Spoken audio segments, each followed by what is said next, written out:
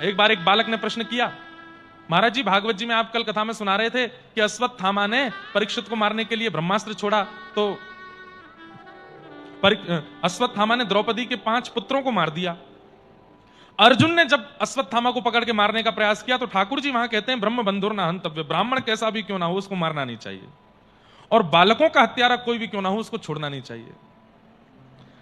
ठाकुर जी ने कहा ब्राह्मण कैसा भी क्यों ना हो उसको मारना नहीं चाहिए। ठाकुर जी ने कहा, मैंने कहा हिरण्यकश्यप ब्राह्मण था, हिरण्यकशिपु ब्राह्मण था, क्यों मारा भगवान ने नृसिंह बन के। रावण पुलस्त ऋषि के कुल में जन्मा था, सारस्वत ब्राह्मण था, क्यों मारा प्रभु श्री राम ने। और जब कृष्णावतार में अर्जुन मार रहा है तो भगवान कह रहे हैं कि ब्रह्म बंधुर न हंतव्य। क्या भगवान ये कहना चाह रहे हैं कि ब्राह्मणों को मैं ही मार सकता हूं, या इसके प्रति कोई और उत्तर है? बद्रीनाथ में कथा चल रही थी, फोन चलते नहीं वहां पे, मैं अपने गुरुदेव को फोन करूं, फोन लगे नहीं, किससे पूछूं? और ये थोड़ा क्रिटिकल क्वेश्चन तो था। तो पहली बार, अनेक बार कथाओं में मैंने कहा था कि गीता सबका उत्तर देती है, पहली बार मैंने आजमाया। मैं रात्रि 12 बजे चिंता में, नींद नहीं आ रही थी मुझे, किसका उत्तर कैसे दूं मैं। तो गीता जी मैंने खोली, कहीं से भी खोली है, और 5 बार प्रयास कीजिए, कम से कम 5 श्लोकों का अध्ययन कीजिएगा, आपका उत्तर मिलेगा। एक बार प्रयास किया, 2 बार प्रयास किया, तीसरी बार बड़ी प्रार्थना करे, हे ठाकुर जी इसका उत्तर दो, क्या है। जैसे ही खोला तो वर्णाश्रम व्यवस्था के बारे में ठाकुर जी वहां बोल रहे हैं, उसका प्रतिपादन हो रहा है। उसमें ठाकुर जी सब बताते हैं, ब्राह्मणों की ये कर्म है, क्षत्रियों के ये कर्म है, वैश्यों के ये कर्म है, शूद्रों के ये कर्म है, सबके बारे में बताते हुए अंत में भगवान क्या कहते हैं, यदि अर्जुन कोई अपने वर्ण में प्रकट हुआ, मान लीजिए कि ब्राह्मण कुल में जन्मा है, लेकिन जन्म से तो ब्राह्मण है पर कर्म से वैश्यों वाला कर्म करता है, तो वो वैश्य ही माना जाएगा। समझ में आई बात? मैं ब्राह्मण हूं, लेकिन अगर मैं दुकान खोल करके व्यापार करने लग जाऊं तो कर्म से मुझे वैश्य ही माना जाएगा, और वैश्य जैसी गति ही प्राप्त होगी। मैं ब्राह्मण हूं, लेकिन हाथ में तलवार लेकर के, धनुष बाण लेकर के युद्ध मैदान में उतर जाऊंगा तो मैं क्षत्रिय ही माना जाऊंगा, ब्राह्मण नहीं। क्या उत्तर मिला? रावण के हाथ में वेद होना चाहिए था, रावण के हाथ में शास्त्र होने चाहिए थे, लेकिन वो रावण तलवार लेकर के रणभूमि में खड़ा है, इसका मतलब वो ब्राह्मण नहीं, उस समय क्षत्रिय है। और रणभूमि में आने वाले को देखा नहीं जाएगा कि वो ब्राह्मण है कि क्षत्रिय है, उसका वध होगा अगर वो सामने आया तो। और दूसरी बात, ब्राह्मण का कर्तव्य है पूरे विश्व को ज्ञान देना, पूरे विश्व का यज्ञ कराना, यज्ञ करवाना, यज्ञ करना, यज्ञ कराना, पढ़ना पढ़ाना, ये 4 काम, दान देना और दान लेना, ये 6 काम है ब्राह्मण के। कौन कौन से? यज्ञ करना, कराना, पढ़ना, पढ़ाना, दान देना, दान लेना, ये 6 काम ब्राह्मण के हैं। यदि इन 6 में ब्राह्मण युक्त नहीं है तो वो ब्राह्मण कहलाने लायक नहीं है। इन 6 में से एक गति तो उसकी हो। रावण ज्ञान देने वाला होना चाहिए था, लेकिन क्या कर रहा है? दूसरे की पत्नी का हरण कर रहा है। पूरे विश्व को एक ब्राह्मण के द्वारा ऐसा ज्ञान मिले कि अन्य की पत्नी का हरण करो, इसका मतलब वो ब्राह्मण उचित कार्य नहीं कर रहा है, उसका वध होना निश्चित है। इस प्रकार ये तो एक बात है, अनेक बातों के उत्तर, कोई भी इस संसार में गीता जी के उत्तर से ऊपर आपका प्रश्न हो ही नहीं सकता है, उसी के अंतर्गत का ही प्रश्न आप करोगे। सबका उत्तर है गीता में, वो है भगवद गीता। और पिछले 7 दिन से आप जो सुन रहे हैं, यह है भागवत कथा। ये भागवत, वो भगवद, वहां त नहीं है, द है। भगवद मतलब भगवान जो बोल रहे हैं, वो भगवत गीता। ऐसे गीता का प्रचार करने वाले कृष्ण कौन है, ये परिचय भागवत में। भागवत के बाद ही भगवत गीता सुनी जाती है, पर आजकल लोग बाग फैशन बना लिया, भगवत गीता पहले पढ़ लेते हैं, भगवत गीता का आस्वादन पहले कर लेते हैं। वक्ता को जानिए पहले, कृष्ण कौन है, उसके बाद भगवत गीता का आश्रय लीजिए। सबका उत्तर है। तो नारद जी महाराज मानो ठाकुर जी से कह रहे हैं कि नाथ, जो विरह आप सहने वाले हैं व्रज में, यह विरह ही जब शब्द बनेगा तो पूरे विश्व को उत्तर दे देगा। इसलिए मेरी प्रार्थना है, व्रज तो आपको छोड़ना पड़ेगा। और अक्रूर जी महाराज जब आए, ठाकुर जी हृदय पर पत्थर रख करके सब ब्रजवासियों के सामने, मैं परसों आ जाऊंगा, तुम चिंता मत, मैया मैं परसों आ जाऊंगा, सबको आश्वासन दिया। रात्रि विश्राम करके सुबह जैसे ही उठे, निकलने लगे ठाकुर जी, सब ब्रजवासी रो रहे हैं, किशोरी जी भावुक हो रही हैं, यमुना जी का जल भी आज मानो रुदन कर रहा है, वृक्षों पर बैठे कोई भी पक्षी चहका नहीं रहे हैं, गौशाला में खड़ी हुई गाय बछड़ा बछिया उन सबके नेत्रों से अश्रु निकल रहे हैं, जितने पशु पक्षी जीव हैं, अरे कहां तक कहें वृंदावन के जितने वृक्ष हैं उनके पत्रों से भी एक एक बूंद गिर रही है, सब रो रहे हैं। ठाकुर जी आज जा रहे हैं। ठाकुर जी बोले तुम सब रो क्यों रहे हो, मैं आ जाऊंगा परसों। ब्रजवासी बोले पतो ना लाला, 11 वर्ष 56 दिन प्रकट है गए, आज तक कभी तू हमसे दूर ना गए हो, लेकिन आज तो दूर जा रहे हो है तो ऐसा लग रहा हो कि पता ना वापस तो आवेगो कि नहीं। ठाकुर जी क्यों नहीं आऊंगा, आ जाऊंगा परसों। जैसे ही भगवान रथ पर बैठे, अक्रूर जी महाराज के चित्त में व्याकुलता हुई। देवकी मैया ने अक्रूर जी से कहा था कि आप वृंदावन जा रहे हो कृष्ण को लेने, बोला हाँ। यशोदा को सच बता देना कि कृष्ण मेरा पुत्र है। क्यों? प्रश्न उठता है क्यों? देवकी मैया क्यों चाहती है कि यशोदा को पता चले कि कृष्ण मेरा पुत्र है?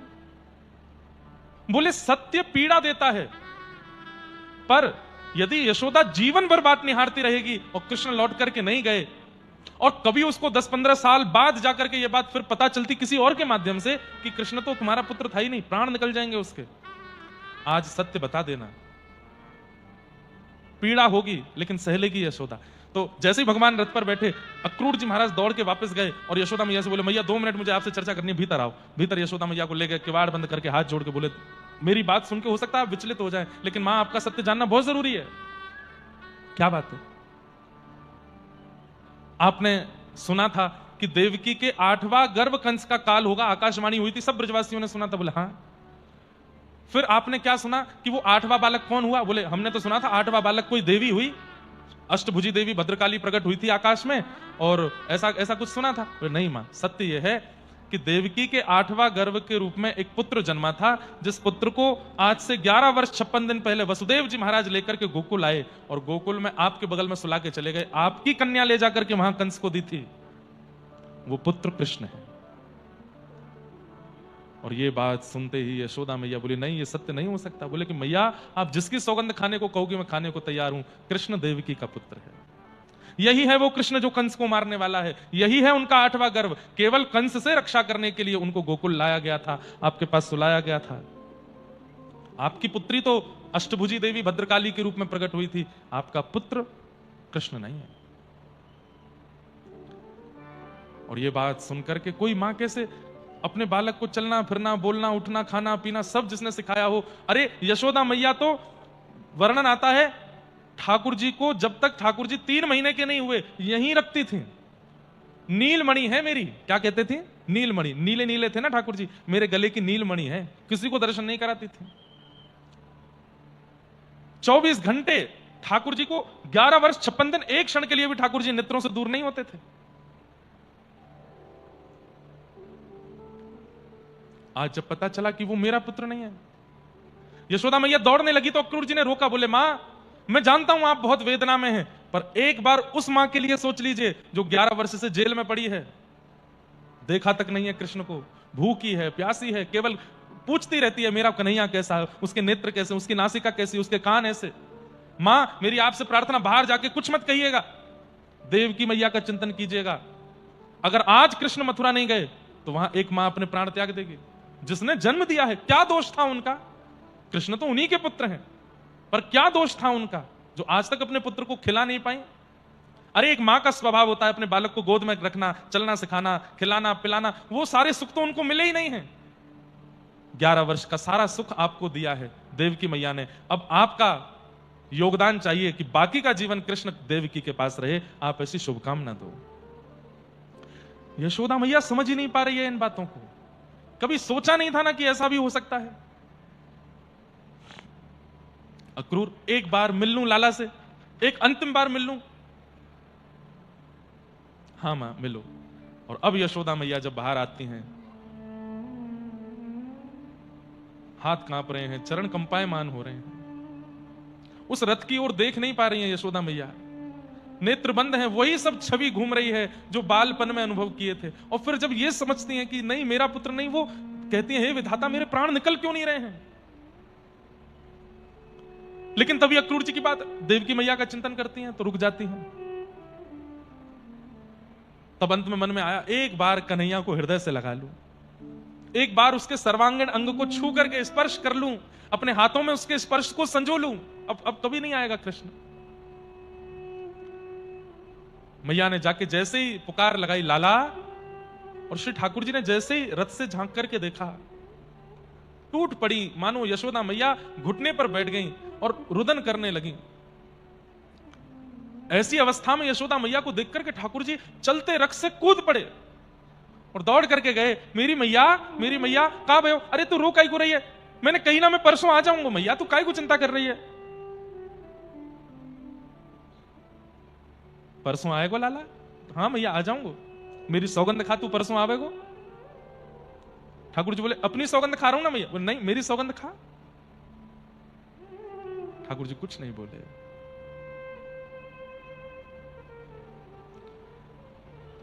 तभी ठाकुर जी की अक्रूर जी पर दृष्टि पड़ी और अक्रूर जी नीचे नजर करके खड़े थे, तो ठाकुर जी समझ गए कि अक्रूर जी ने कहीं सत्य बता तो नहीं दिया। यशोदा मैया ठाकुर जी के सर्वांगीण अंग का स्पर्श कर रही हैं, मुख का स्पर्श करती हैं, वक्ष का, भुजा का, कटी का, घुटने का, और सर्वांगीण अंग छूते छूते जैसे ही चरण पकड़ के सिर रखा यशोदा मैया ने, ठाकुर जी बोले मैया ये कहां कर रही है तू? लाला तू देवकी से मेरी शिकायत मत करियो, तो को अपनो पुत्र जान करके मैंने उखल में बांधो, छड़ी दिखाई, तो को हाथ दिखायो, डांटो, तेरे संग खूब अत्याचार जैसो कियो मैंने बचपन में, लेकिन लाला वो सब अत्याचार नहीं थो, मुझे तो लगती तू मेरो लाला है, हमारे मैं बिल्कुल अधिकार मान के सब लीला तेरे संग करती, पर तू देवकी को मत बताइयो ये सब, ये मत बताइयो मुंह को ऐसे कस के बांध दियो उखल सो, मत बताइयो वाको बुरा लगेगो। लाला तू जा और खूब राजी रहियो, खूब प्रसन्न रहियो, खूब नाम कमाइयो, खूब और तेरो खूब मंगल में ब्याह हो लाला, और कभी अवसर मिले बहू को मेरे पास ले आइयो। लेकिन अगर ये सब अवसर नहीं मिले, बीच में मुंह से मिलने को अवसर नहीं मिले, मत आइयो, बस एक बात मेरी सुन ले। बोले क्या?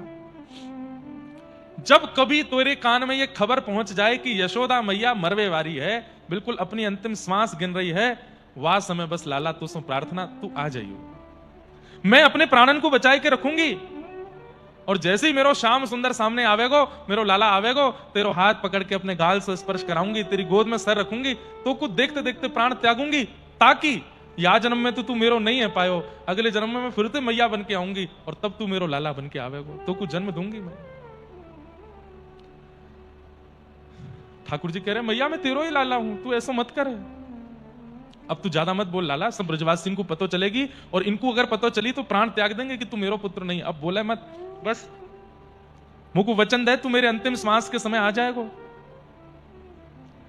ठाकुर जी ने हृदय से लगा लिया और ऐसे कसके पकड़े हैं यशोदा मैया को, और आकाश की ओर सब देवताओं को देख करके मानो ठाकुर जी कह रहे हैं कि ये व्रज त्याग मुझसे हो नहीं पा रहा है।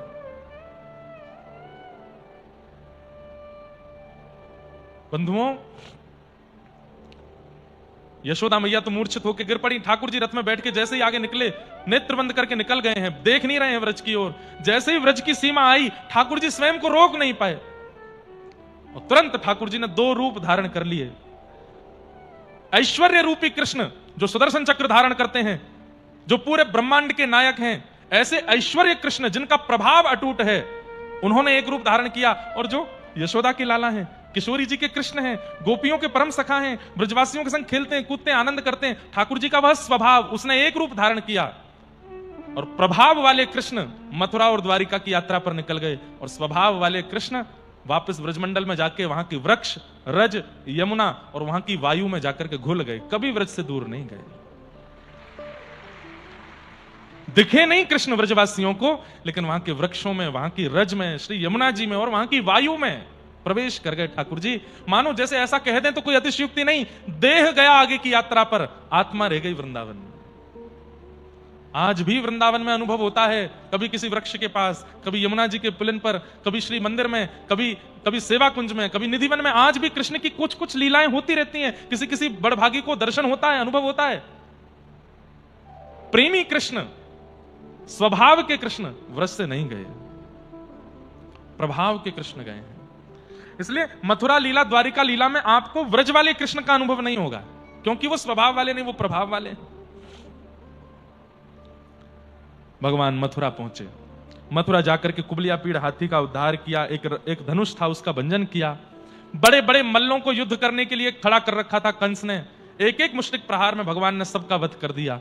50 सिद्धि ऊपर बैठे हुए महाराज कंस के पास पहुंच करके दोनों भुजाओं में कंस को उठा करके 50 सिद्धि ऊपर से नीचे पटक दिया। उसकी छाती पर अपने पाद का प्रहार करके ठाकुर जी ने उसका वध कर दिया। कारागृह में जाकर के अपनी मैया देवकी और वसुदेव से भगवान 11 वर्ष 56 दिन बाद आज मिले। अपनी मैया के अंक से लग गए। देवकी मैया बोली, लाला अब तू कभी नहीं जाएगा ना मुझको छोड़ के? बोले, ना मैया कभी नहीं जाऊंगा। अपने नाना उग्रसेन को मथुरा का राजा बनाया और पिताजी से प्रार्थना करते हुए ठाकुर जी बोले, पिताजी अब मुझे शिक्षा ग्रहण करनी है, मुझे आप विद्यालय भेजिए। तब श्री वसुदेव जी ने ठाकुर जी को अवंतिका, उज्जैन, सांदीपनि उपाध्याय जी से पढ़ने के लिए भेजा। भगवान ने आकर के अपना मुंडन संस्कार कराया, चौड़ी चोटी रखी और सांदीपनि उपाध्याय जी के यहां भगवान का अध्ययन हुआ। वहीं ठाकुर जी को सुदामा नाम के मित्र मिले। सुदामा जी इतने प्रिय क्यों हैं ठाकुर जी को? व्रज में जो थे वो राधा रानी के भैया हैं श्रीदामा, ये हैं सुदामा। सुदामा इतने प्रिय क्यों हैं? क्योंकि जब ठाकुर जी गुरुकुल में रहते थे तो व्रज जिस दिशा में है उस दिशा में बैठे बैठे रोते रहते थे। तो सुदामा जी को इतनी वेदना होती थी तो ठाकुर जी के पास बैठ के पूछते, आप क्यों रोते हो?